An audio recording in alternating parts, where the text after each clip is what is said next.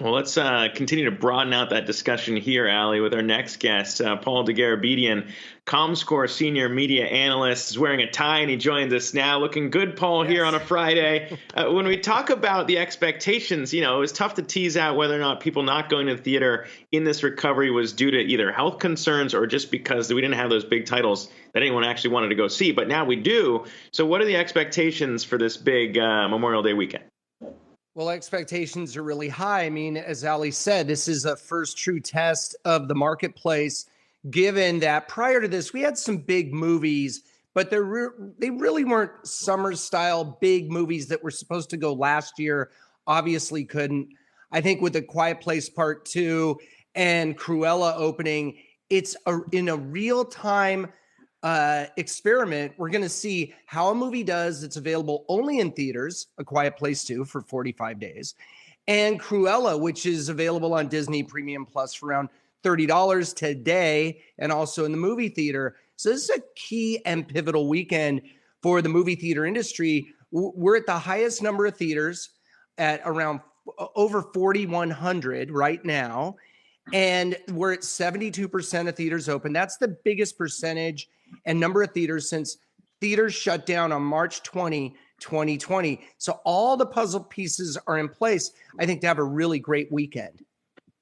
Paul, I know you're very bullish on the theatrical experience, but how do you remind people of that? How do you convince them to come back after all of this time they've been sitting on their couch? Even Best Buy, in their earnings report yesterday, they've said that they've seen consumers purchase big screen TVs, setting up their at-home theater experience. So is it, we've seen incentives for the vaccine. I mean, could we see incentives from cinemas, potentially free popcorn or maybe a buy one, get one offering? What do you think it's going to take to get people to come back? I think that's really important, is to create an experience for people in the theater that makes them want to come back and gives them a very strong value proposition. So discounting popcorn and that kind of thing might be a good way to go, or other incentives, maybe some innovative things like on opening day to have a virtual chat with one of the stars of a big movie or something like that. But I think right now, all movie theaters have to do is open their doors. Because people, yes, we have all this great content at home from our couch, one click away, but the movie theater experience is completely singular and different than anything else. And I think we're seeing a pent-up demand manifesting itself in people going out to restaurants. Restaurants are crowded right now. It's because, yes, it's great to eat out of a box at home, but people really do want to go out. And I think the movie theater experience is going to hold even more value for people now. It's even more of a curated, bespoke experience. So I think that's going to play very well for the industry. But all eyes are Memorial Weekend. We're hoping this is a big one. Yeah. We have two big movies. There's no dog ate my homework excuse this weekend, other than some capacity limits, of course. And we're at 72% of theaters open. But I'm looking for a big weekend. And we're in it right now. We'll find out all throughout the weekend. Paul, you mentioned the two movies out this weekend, obviously looking at different gauges to see, where the audience is and their appetite to go back to the theaters or watch movies at home.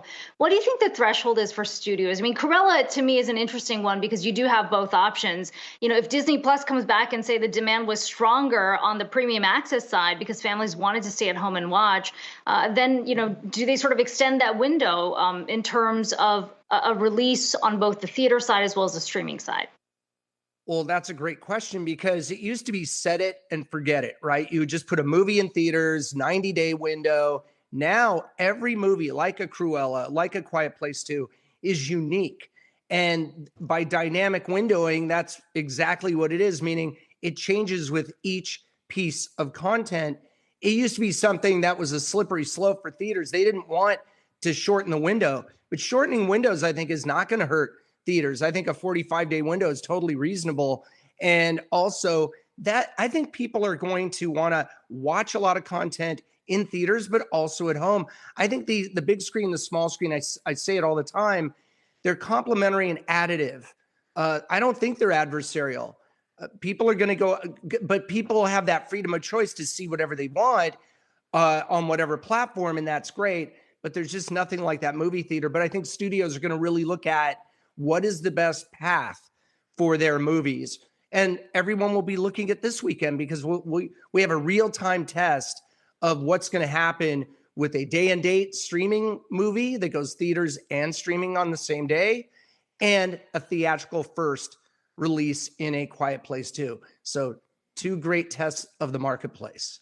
And Paul, I just want to quickly get your thoughts on what we heard from the Oscars yesterday. They are once again going to be allowing streaming films to be eligible. We talked about this before. You said you thought that wasn't going to last, but now do we think the Academy is fully embracing streaming? Well, I think so. I mean, if that really indicates a view by the Academy that all movies are fair game to be nominated, right? But I still feel like when you think about the Oscars, it's about the big screen and that big screen canvas. So I personally I love streaming. Don't get me wrong. Some of the best content in the world is on streaming.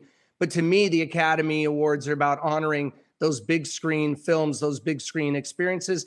But it's a new world now. Things are changing. Many dynamics of the marketplace and formerly held traditional modes of business have changed and have been accelerated. Those conversations and the actual enacting of those new modes of business are happening right now. That was all accelerated by the pandemic. So I think almost anything's fair game. A lot of changes happening, but the movie theater is going to be a constant, as it's always been, coming out of every challenge that's come its way and really coming out a winner. But a lot of lessons to be learned here on yeah, for sure, as far as movie theaters and studios in this new world.